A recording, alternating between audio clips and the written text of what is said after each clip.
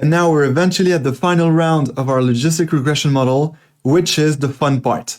Because we're going to visualize the training set results as well as the test set results. And basically we're going to make a plot that will represent everything that is happening with our logistic regression model. So let's make this chart. I'm going to do like in Python. I'm going to take the code that I've prepared and paste it here. I will select and execute the code.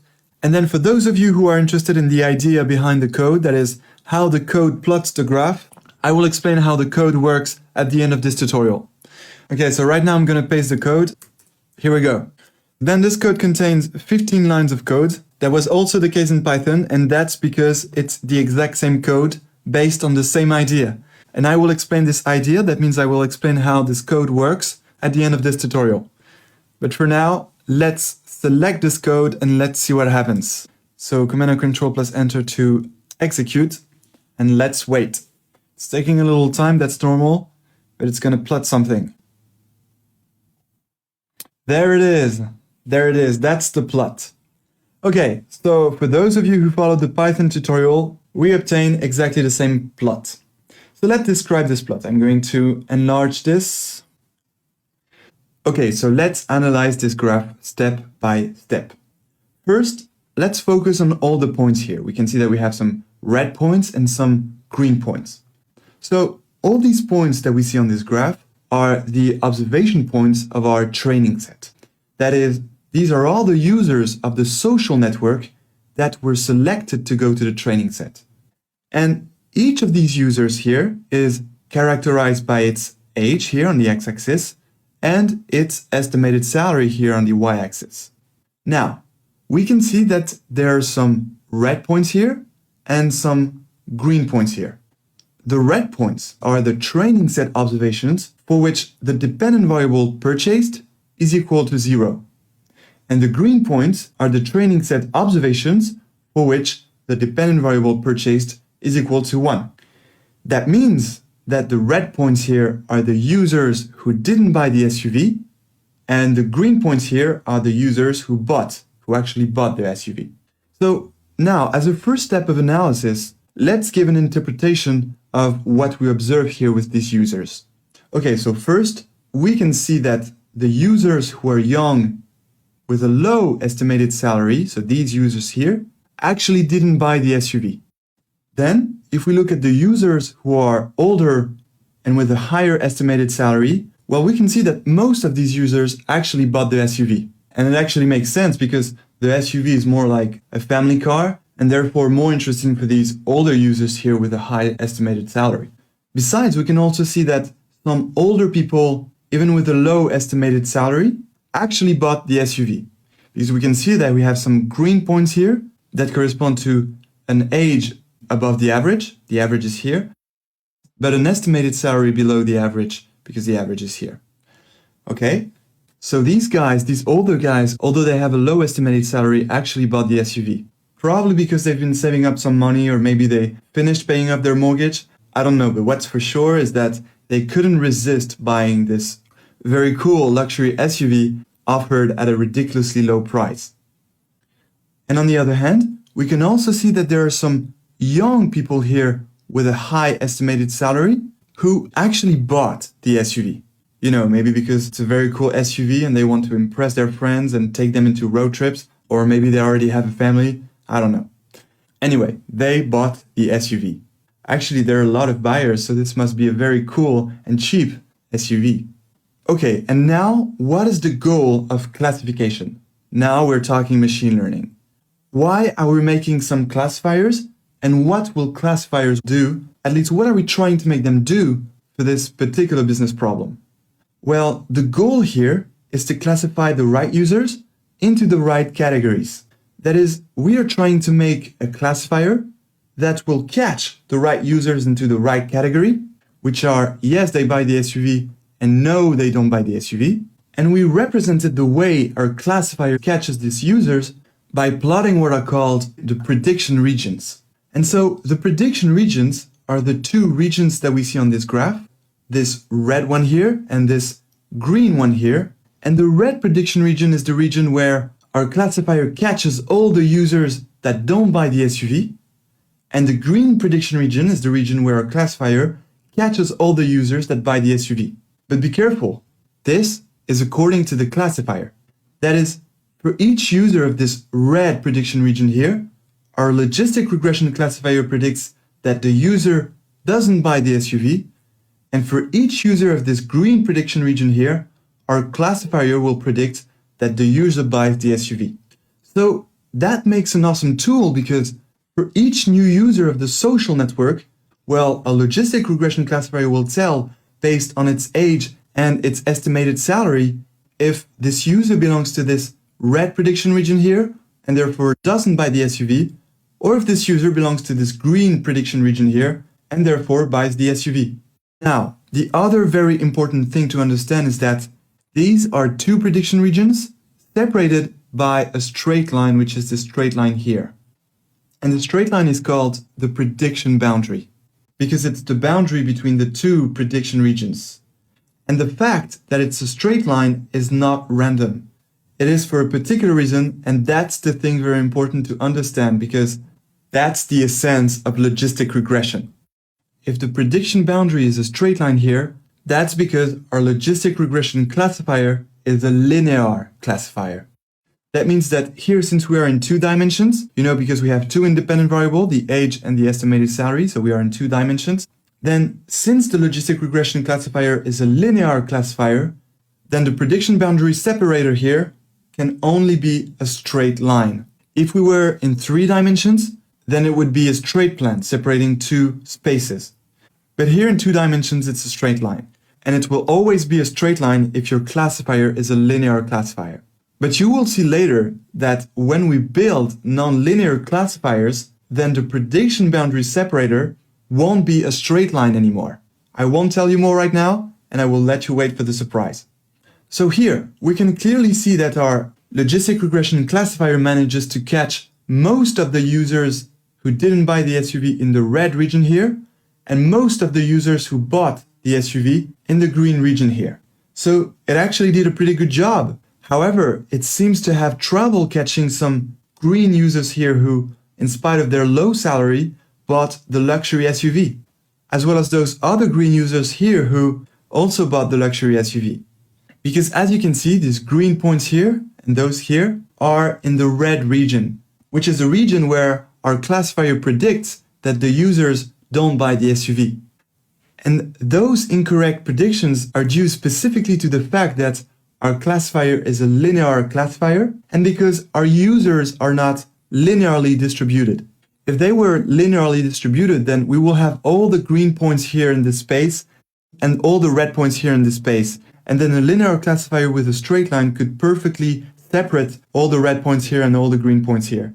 But here we have some rebellious points who are not in the wanted linear regions. And because our classifier has a linear straight line separator, that's why it has trouble catching those users here and those here. You can clearly see that even if you try to rotate this straight line here, well, you will always have some green points in the wrong category.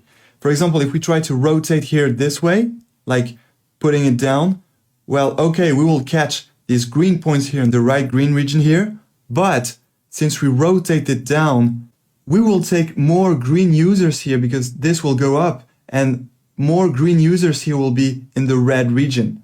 So that's the best separator the logistic regression classifier could find, and it couldn't do better because it can only be a straight line separating these 2 regions. Because to catch those users, the green users here and the green users here in the right category, that is the green region, our classifier would need to make some kind of a curve here to, classify correctly those green users here and place them in the green region. And that would prevent our classifier from making this incorrect predictions here because it is a straight line.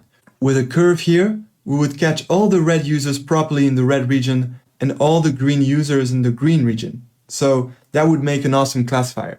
And you will see how our nonlinear classifiers will make a terrific job at doing this. I can't wait to show you this. Okay, and now eventually the last thing very important to understand is that this is the training set. This is a training set, so that means that our classifier learned how to classify based on these informations here. So I would hold my breath a few more seconds until I find out if our logistic regression classifier can manage to make good predictions of new observations, that is to classify new users into the right regions, which, by the way, are fixed regions here because these are the regions generated by the learning experience of our logistic regression classifier, and therefore won't change if we look at some new observations, that is, new social network users. And that's what we are about to find out on the test set. So hold on. So it's very simple. We're just going to copy all this code section here, paste it here, and I'm just going to change the training set here by test set. Same here, I change training set by test set, and that's all. That's all because I structured the codes in such a way that we only need to change the training set into the test set here to plot this graph on a specific set. However, let's change the title here because we want to specify that it's the test set, and it's ready. So let's select this and execute. Let's see what happens.